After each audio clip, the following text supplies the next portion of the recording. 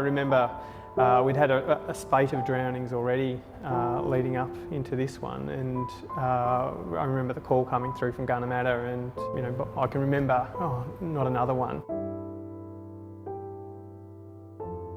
Mary and her sister Sharon weren't very familiar with the beaches and basically got lost.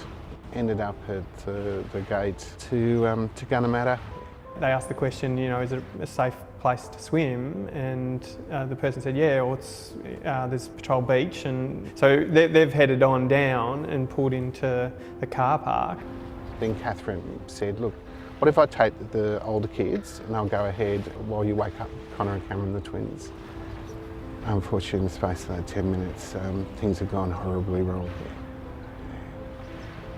My eldest daughter, she said, Dad, one moment we were standing there, and next moment we were actually under the water. This tragedy has unfolded. Mary and Sharon didn't realise that they'd pulled into the first car park, and the actual Patrol Beach was another 800 metres further down. 9 went down to the beach, and 5 returned. With the tragedy that went on at Gunnamatta, all of a sudden government started to take notice. That led to a lot of people coming together and creating the whole concept of Play It Safe by the Water. Play It Safe by the Water is a Victorian community government partnership bringing together the aquatic industry for water safety initiatives, education and ultimately drowning prevention. It was in direct response to the tragic family drowning incident at Gunnamatta, and by the end of that year, the first annual Water Safety Week was held, with a focus on raising public awareness about water safety through targeted education. Practical open water learning experience programs were some of the first initiatives developed to equip Victorians with the skills to swim and survive in an open water environment. Other early achievements included changes to home pool fencing laws, a broad media campaign, and, with the help of Derek Wilson's campaigning, standardisation of coastal safety signage. Ongoing research and advocacy led to the introduction of mandatory life jacket laws, reducing drowning deaths among recreational boaters. In response to changing demographics, diverse communities were further engaged with multicultural swimming programs providing pathways in life-saving clubs. Indigenous surfing programs were also expanded.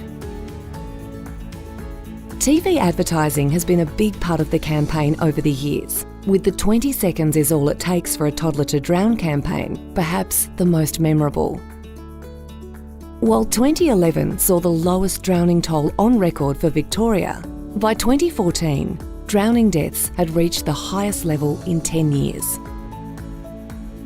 And in 2017, many years of campaigning led to the Victorian Government making swimming and water safety mandatory in the school curriculum. In 2018, Play It Safe by the Water celebrates 20 years of water safety awareness for Victorians. And Water Safety Week in early December continues to be a well-timed reminder for Victorians to stay safe around the water.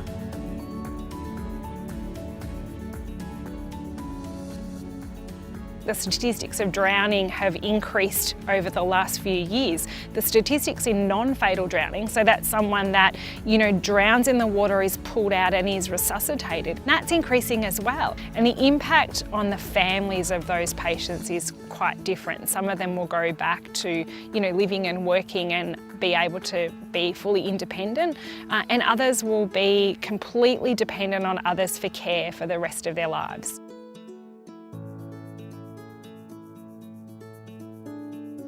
We hope that when children participate in the open water learning experience and sink or swim programs, that they actually go back to their families and their friends and can actually share the water safety, life-saving and emergency response skills and knowledge that they've learnt with their family and friends.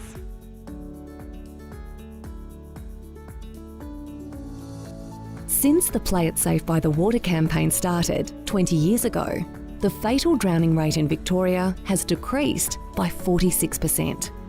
The campaign started with 5 aquatic agencies and has grown to 19 agencies.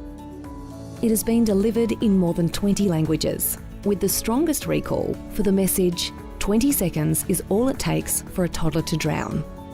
Over 3 million people were reached in the first 10 years of the campaign. While the overall drowning rate has decreased, every drowning death is still one too many.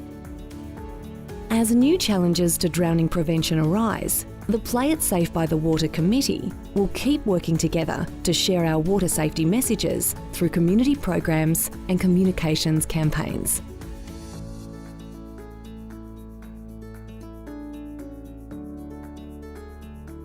I think for most of us, water has always been a fun environment, reminding us of summer and time with family and friends. And as long as we keep playing it safe by the water, I think it can stay that way. There's still more work to be done. The campaign's been going for 20 years, but there's still many more groups and communities that will benefit from water safety message. We want to get that number down to 0. It's been coming down steadily, but there's more work to be done.